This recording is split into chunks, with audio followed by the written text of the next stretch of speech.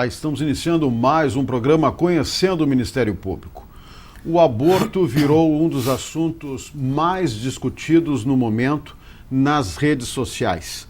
A origem dos debates foi a morte estúpida de uma jovem no Rio de Janeiro. Após sair de casa para fazer um aborto, desapareceu. A identificação de seu corpo só foi possível através de um exame de DNA. Os envolvidos no crime foram presos. Na maior ação contra clínicas clandestinas de aborto, a polícia carioca prendeu 57 pessoas. Entre os capturados na Operação Herodes estão médicos, enfermeiros, advogados e policiais. Para abordar o tema, convidamos o promotor de justiça, Amilcar Macedo. Doutor Amilcar, quero dizer que é um prazer tê-lo aqui novamente conosco no programa. Como o senhor viu essa ofensiva da polícia carioca para combater as clínicas clandestinas de aborto? Bem, é uma operação, essa operação chamada Herodes, né? Uma operação de muito fôlego, foram 15 meses de investigação. A investigação tem 56 volumes, 14 mil páginas, dezenas de horas de gravações telefônicas. Então foi uma investigação de peso. Foram 75 mandados de prisão preventiva e 118 mandados de busca e apreensão. Foram apreendidos dinheiro, remédios e uma gama de outros indicativos de prova, né? Em várias localidades onde eram feitos esses abortos clandestinos e inseguros, né, para essas meninas. Então, é uma ofensiva muito forte do Estado. O Rio de Janeiro dá um exemplo muito grande. Havia, como tu colocas, policiais envolvidos, bombeiros, um major da Polícia Militar, havia até um sargento do Exército envolvido, uma gama de indivíduos integrantes do poder público, médicos, enfermeiros e até pessoas que nem eram da área médica, né, que também realizavam esse tipo de aborto inseguro, né, que chamamos. Agora, exatamente isso, doutor Amilcar, o mais triste, o mais lamentável é o grau das pessoas envolvidas nessa quadrilha, como os policiais, por exemplo. Isso é lamentável, né? O que leva a tudo isso, segundo a investigação dos policiais? Foram um determinado período de tempo que eles investigaram, foram realizados 2.000 abortos. Eles ouviram cerca de 80 mulheres que foram submetidas a esse processo abortivo. Dependendo do estado de gestação das pacientes, eram cobrados valores que variavam de R$ 1.500 até R$ 7.500. Quanto mais tempo estivesse a mulher já gestando, né, mais caro era o aborto. Numa das residências foi apanhado cerca de R$ 500 mil em dólares e em reais, e também foi encontrado um extrato bancário de uma emissão para um banco na Suíça de cerca de 5 milhões de reais. Bom, isso está explicado, né? Por que leva tantas pessoas, até do meio policial, né? Um sargento do Exército, um bombeiro, militar, por que leva tantas pessoas a participarem disso? Altos lucros, né? Altos lucros. Há uma gravação telefônica em que uma secretária conversa com o marido e diz que não vai poder chegar em casa no horário combinado porque há 20 mulheres aguardando na antessala para fazer um aborto. Aí você faz uma ideia, né? Você tem uma ideia.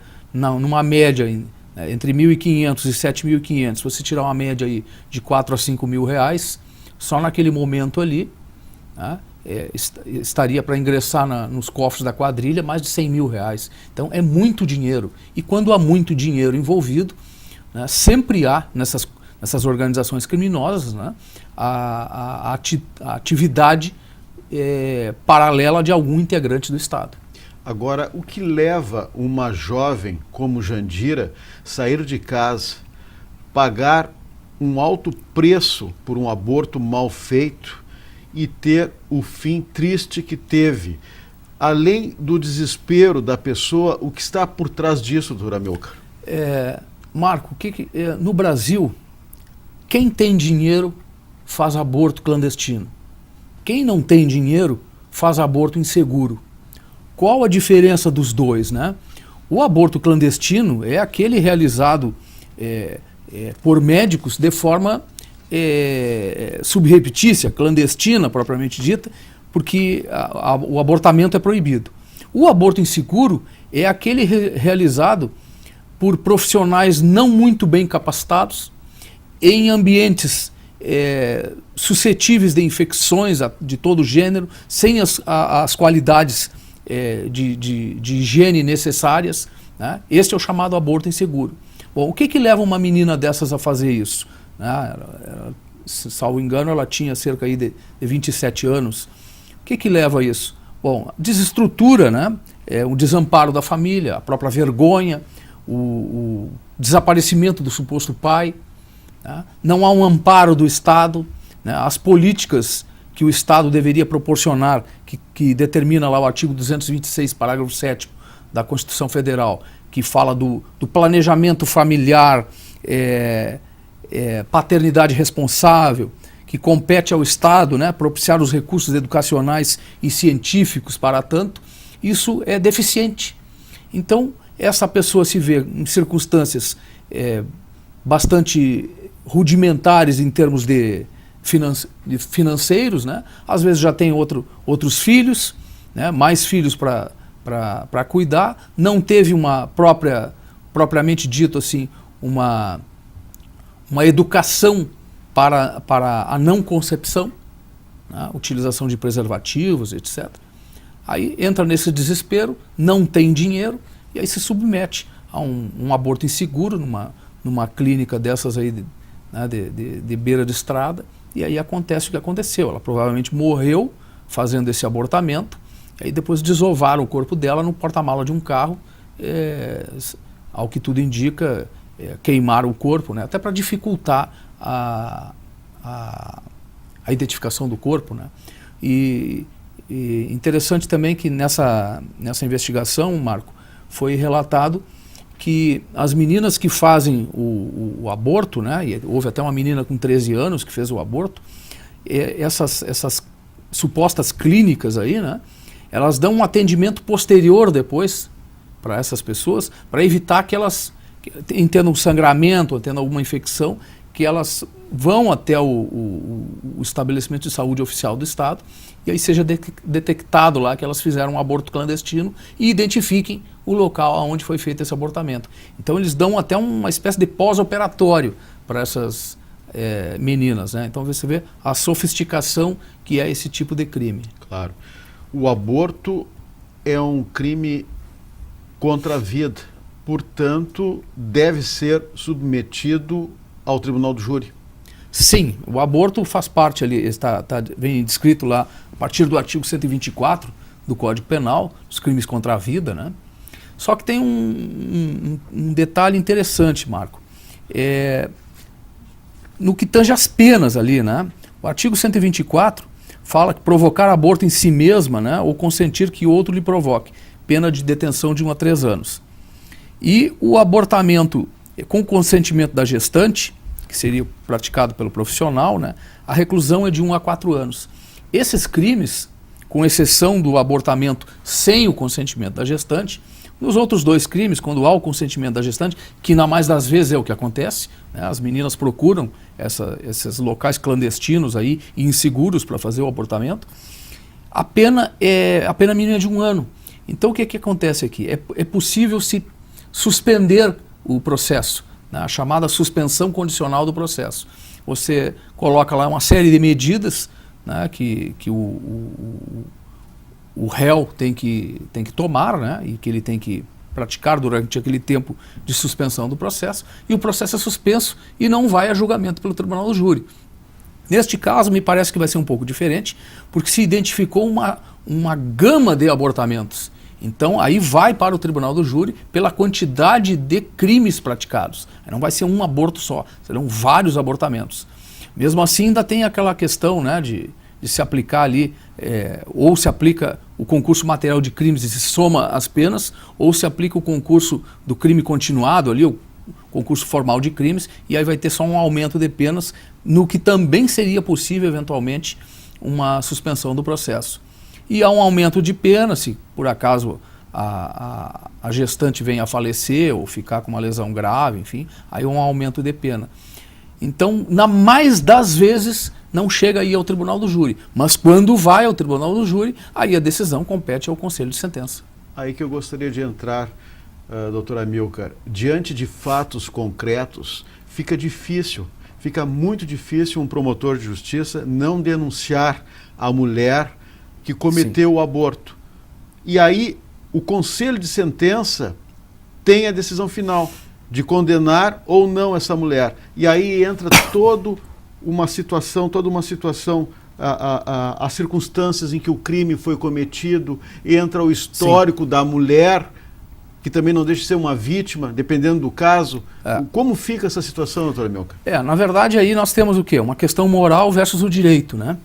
Não compete ao promotor fazer esse tipo de escolha trágica, né? Direito não é filosofia moral. Né? Não que o promotor não deva fazer esses juízos morais, mas ele tem que aplicar a lei, né? Que o ordenamento lhe põe à disposição. Então a decisão de denunciar ou não a menina, embora se saiba que ela também, a mulher também é uma vítima de todo esse contexto, mas a decisão de denunciar, ela é uma decisão que tem que ser jurídica, não moral. Né? O promotor não pode fazer no momento de denunciar, fazer esta visão ou esta verificação moral da questão e eventualmente deixar de denunciar, porque ele entende que a mulher também é uma vítima. Ele tem que denunciar, leva ao conselho de sentença e depois então o conselho de sentença que vai fazer esta avaliação das circunstâncias em que ela cometeu este aborto, né? Das circunstâncias em que isto foi apresentado, que condições ela tinha no momento em que ela foi fazer esse abortamento, e aí o conselho de sentença é soberano para decidir a sorte dela. Né? Claro que o promotor sempre faz essa valoração, mas fundamentadamente, né? E fundamentos essencialmente jurídicos. De acordo com dados da Organização Mundial da Saúde, doutora Amilcar, 1 milhão de mulheres morrem por ano ao fazer o aborto.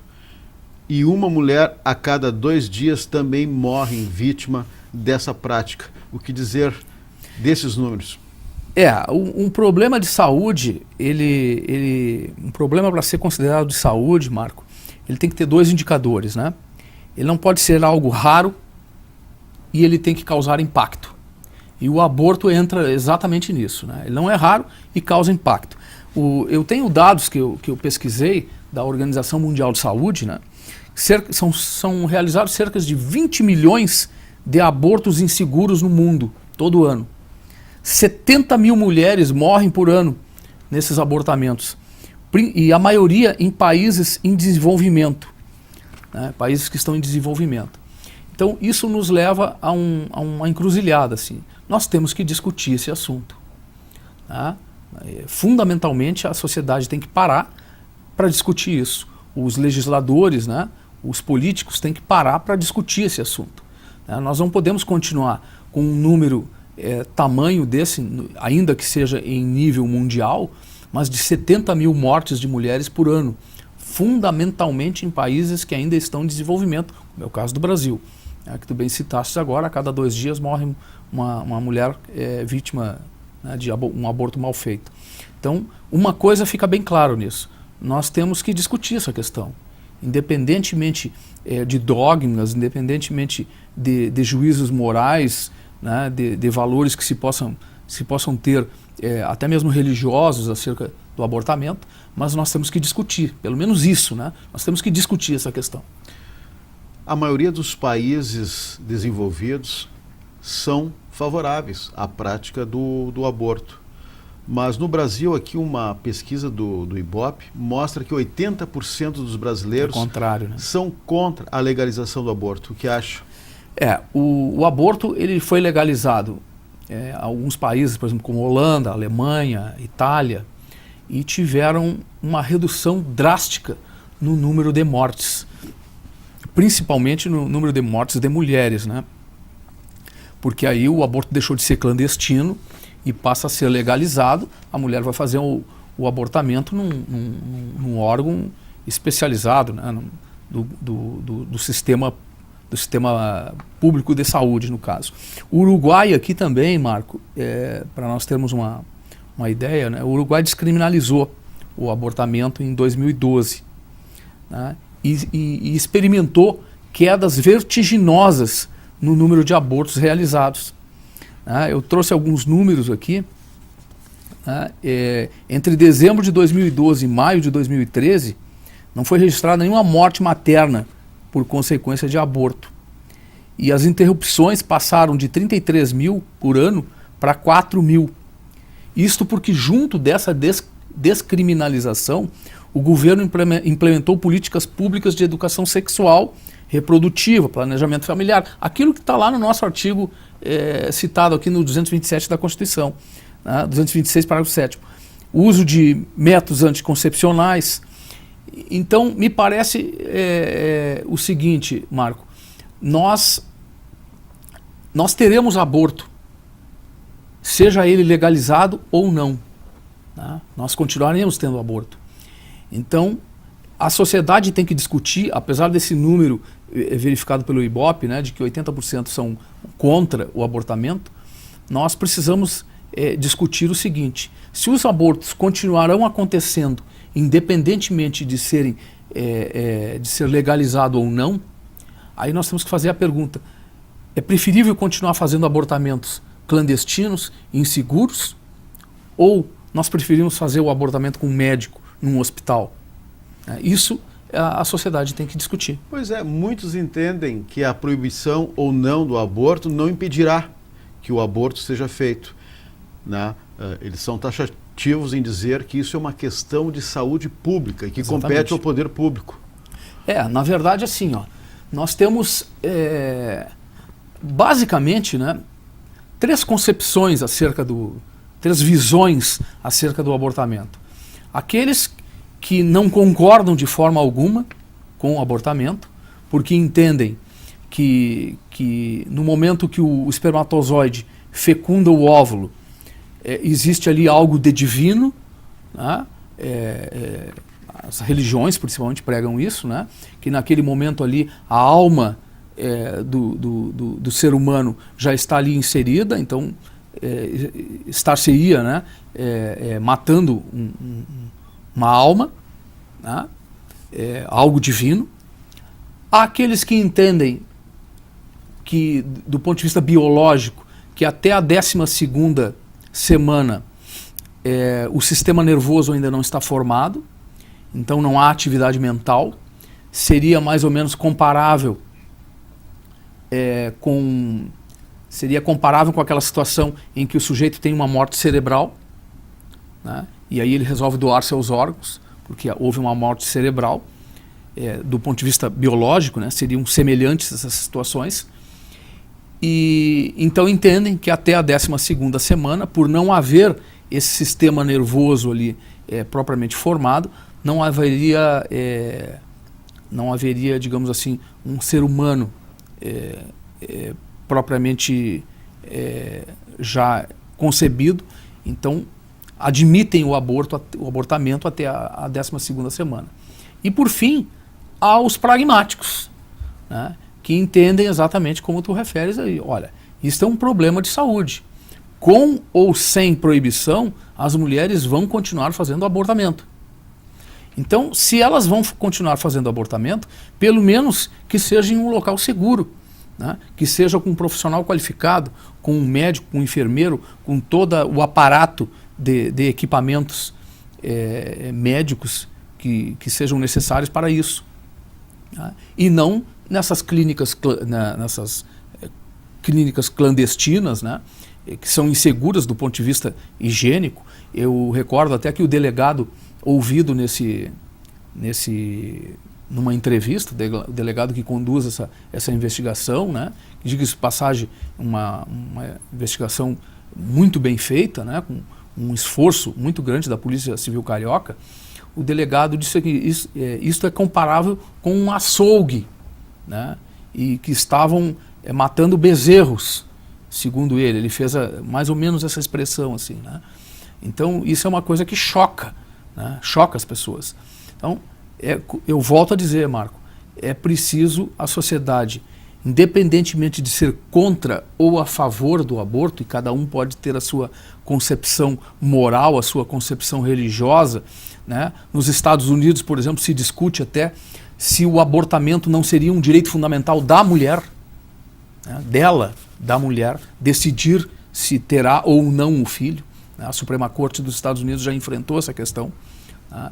E ainda enfrenta, né? Enfrentou essa questão num dado momento, na década de 70, e disse que não era direito fundamental da mulher, mas hoje o judiciário americano se debate novamente com essa questão, e a tendência é que se venha, num curto espaço de tempo, aí, se admitir que é um direito fundamental da mulher decidir ou não por ter o filho, né?